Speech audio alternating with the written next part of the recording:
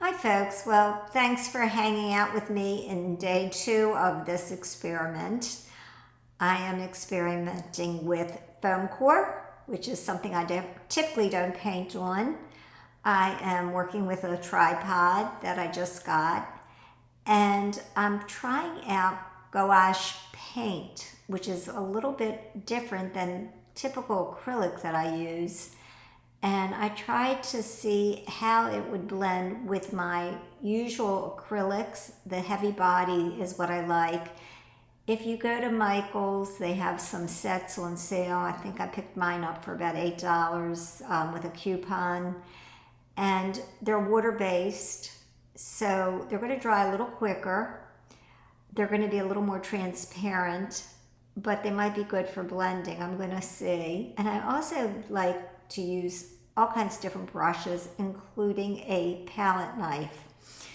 Now, this particular client, who has been a patron of mine for years, really likes the turquoise, shades of blue, gold, and some black. And I absolutely need to use some white in there because you do need places where your eyes can rest. You need that contrast, because if you just use all color, you don't have a place where you can rest your eyes. That contrast gives your paintings a lot of interest. So always remember that white or black is going to be two go-to colors. One to give your eyes a place to rest, and one that's going to emphasize the other colors that seem to be around it. The black, when you're using it, will emphasize all the other colors around it. Now, the way I clean my brushes is kind of unusual, but it's been working for me because I go through brushes very quickly. I bought a very inexpensive jewelry cleaner on Amazon. And I put my brushes in there because you're not supposed to leave them in water or leave them overnight soaking. And so I clean them, they steam clean. That's after I've rinsed them off, and it gets out a lot of the acrylic. Now, another secret technique that you're seeing me use is Kleenex. I like to rub the colors around with just a dry piece of Kleenex, and it helps to blend. Here you'll see me using one of my favorite brushes, which is a fan brush. Just got it at Michael's, very inexpensive, but it's probably the best brush that I have because you can use it on the edge if you want to emphasize something.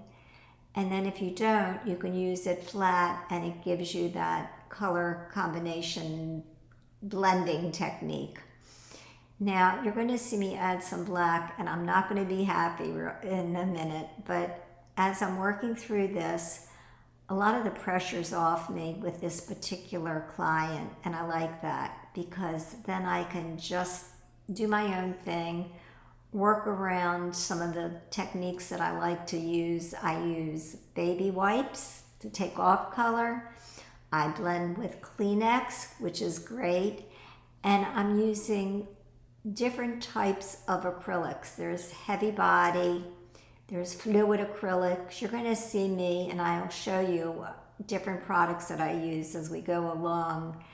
But the benefit is that different acrylics are going to work differently in different areas. So being able to use like a heavy body or a fluid one gives you different blending opportunities, and that makes your piece interesting also.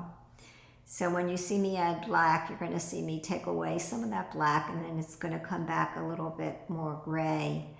But you really need those white and black areas to do the contrast. Now here I am still being in my intuitive thinking mode, and that's how I learned. I'm self-taught, and I'm an intuitive painter, and it just comes from a lot of practice, seeing what techniques work for me. And if you notice how I hold the brush, I don't hold it like a fork. I'm kind of holding it in a flat manner, and that gives me a lot of control. So also, I like to have a dry brush. That kind of has residue from the previous color, and then you apply a new color on top of that, and it also helps to give you some blending, because you don't want areas where it looks like you're coloring, where it's gray here, blue there. You always want to be able to have these areas that you're blending. Now also, go back on top of the areas that you've done and just put some contrast there. You can see with this bronze color that I have in the lower corner, I'm using a technique that allows parts of it to stand out and parts of it to recede. Now, sometimes I do use a wet brush. Here I'm using a palette knife, and on this particular foam core, doesn't work. Just putting some heavy duty white. When you go to Michael's, you're going to see that the paint is given different numbers, 1, 2, 3. 1 is your basic craft paint. When you get to the number 3 on your paints, you're getting into a professional grade paint. If you're just starting out, get the inexpensive white, blacks, blues, any colors you like.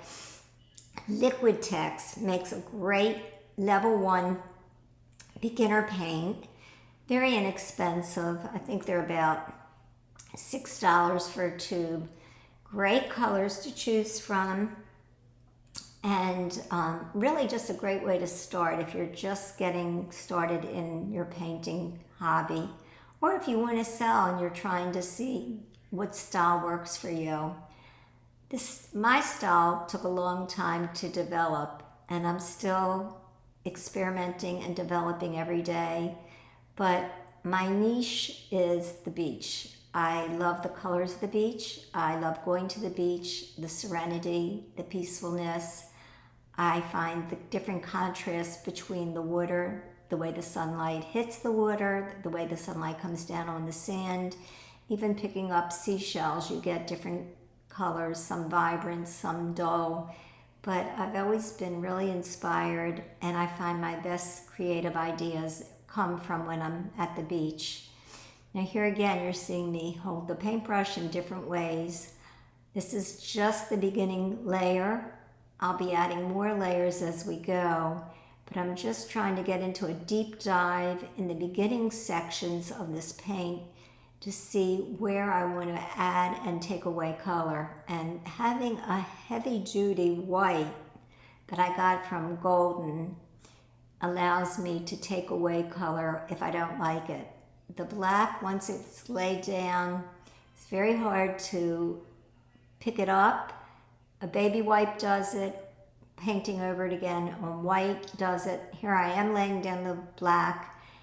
Black works best in a vertical line. I'm using it horizontally, but until you get real comfortable with dark colors, try painting on a surface and doing vertical. I am doing a horizontal line across the canvas, and that's because I've been doing it for years.